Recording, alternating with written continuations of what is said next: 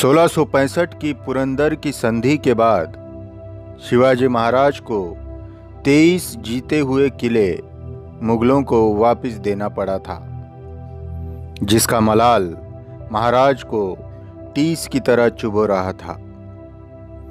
इस संधि के बाद महाराज औरंगजेब से मिलने आगरा गए, लेकिन वहां औरंगजेब ने धोखे से उन्हें नजर कैद कर लिया। इस कैद से वे कैसे निकल आए, इसका पूरा वृत्तांत मैंने अपने पिछले वीडियो में दिया है।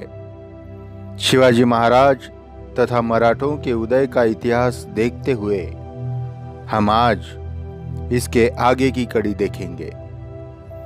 नजर कैद से निकलने के बाद शिवाजी महाराज ने लगभग 3 सालों तक मुगलों से या किसी अन्य से भी कोई लड़ाई नहीं लड़ी।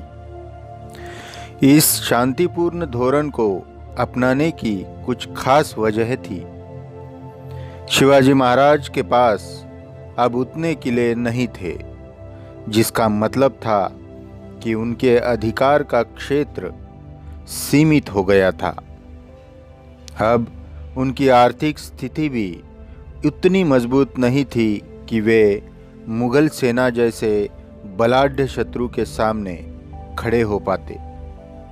लेकिन 3 सालों तक शांत रहने के बाद महाराज ने अब अपने खोए हुए किलों को वापस पाने की योजना बनाई, जिसमें सबसे प्रमुख किला था कोंढाना, जो आगे चलकर सिंहगढ़ कहलाया।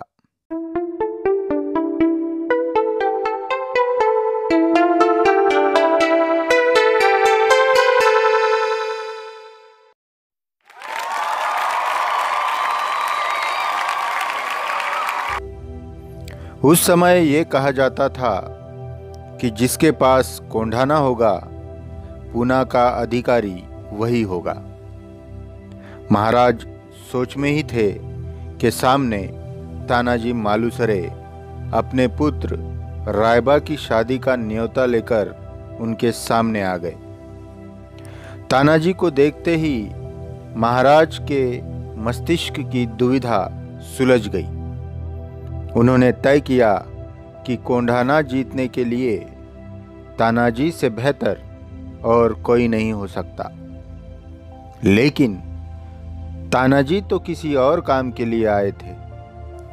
महाराज और जीजामाता के चेहरे की शिकन देखकर उन्होंने भांप लिया, कुछ माजरा तो जरूर है। बाद में उन्हें पता चला कि महाराज मुगलों को दिए किलों को वापस पाना चाहते थे और इस समय कोंढाना के विषय में सोच रहे हैं। लेकिन महाराज और माता जीजाबाई उन्हें कहने में झिझक रहे थे, क्योंकि वे शिवाजी महाराज के बचपन के साथी थे और अब तक के हर मुहिम में वे महाराज के साथ थे। ऊपर से उनके बेटे की शादी भी थी। तानाजी को यह सब मालूम होते ही वे सीधे दोनों के सामने गए और उन्हें खुद कहा कि कोंढाना की मुहिम पर वे खुद जाना चाहते हैं। लेकिन जब शादी के बारे में पूछा गया तो उन्होंने तुरंत कह दिया कि पहले शादी कोंढाना की, बाद में मेरे रायबा की। कोंढाना किले पर अरब, राजपूत और मुगल मिलकर पूरी 5000 की सेना थी, जिसका मुखिया राजपूत योद्धा उदयभान राठौड़ था। उसे खास तौर पर कोंढाना किले की सुरक्षा के लिए नियुक्त किया गया था। एक तो किला दुर्गम था, ऊपर से उदयभान ने किले के बाहर और अंदर सैनिक तैनात किए थे, इसलिए इसे जीतना लगभग नामुमकिन था। तानाजी 300 मावलों के साथ, जिनमें उनके भाई सूर्याजी और शेलार मामा भी थे, कोंढाना जीतने निकल पड़े। ऐसा नहीं था कि तानाजी ने किले पर एकाएक एकदम से ही आक्रमण किया। तानाजी पूरे 1 हफ्ते तक किले की बारीकियां समझकर रात में चढ़ने के रास्ते की खोज कर रहे थे और उन्होंने एक रास्ता तय कर लिया। उस रात सारे मावले किले के नीचे पहुंचे और किले के जिस भाग पर कम सिपाही थे उससे रस्सी की सीढ़ियां बनाकर चढ़ने लगे। इस जगह पर एक और कहानी भी बड़ी प्रचलित है। वो कुछ इस तरह है कि एक गोह यानी बड़ी छिपकली के गले में रस्सी डालकर उसे घुमाकर ऊपर फेंका गया।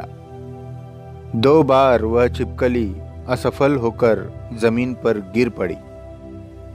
तब तीसरी बार तानाजी ने उसे हाथ में लेकर कहा कि अगर तीसरी बार वह असफल हुई तो वह उसे कच्चा ही चबा जाएगा।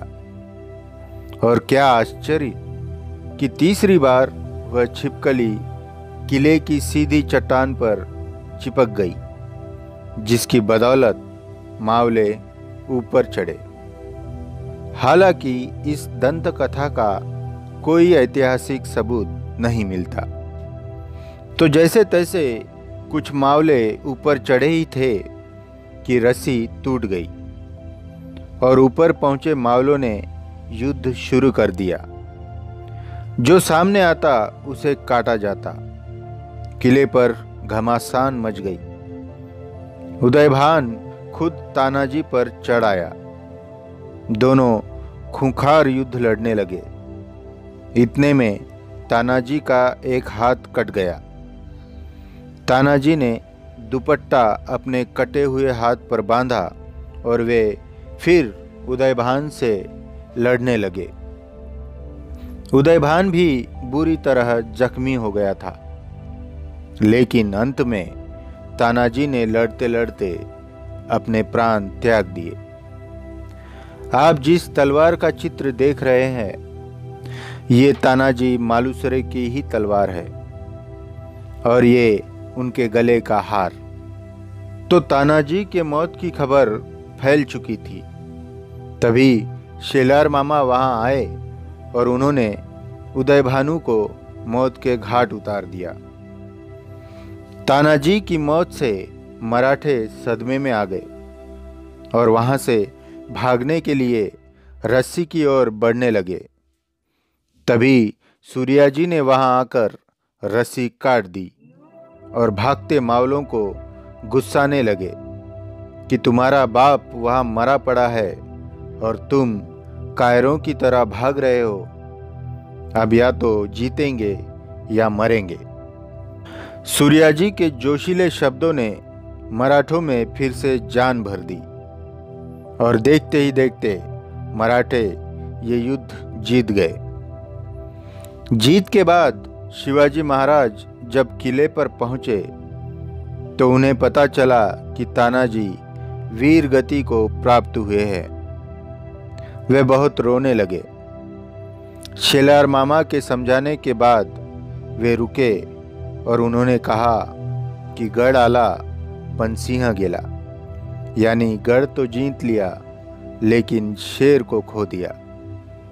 और तब कोंडाना का नाम बदलकर सिंहगढ़ रखा गया। इस तरह 1670 फाल्गुन कृष्ण नवमी को शिवाजी महाराज का सिंहगढ़ पर अधिकार हुआ। इसके बाद शिवाजी महाराज ने तानाजी के बेटे रायबा की शादी धूमधाम से कराई और उसे पारगढ़ किले का किलेदार भी बनाया। आज के वीडियो में बस इतना ही। वीडियो कैसा लगा ये कमेंट में ज़रूर लिखें। लाइक करें, शेयर करें और सब्सक्राइब करके उत्साह ज़रूर बढ़ाएं। धन्यवाद।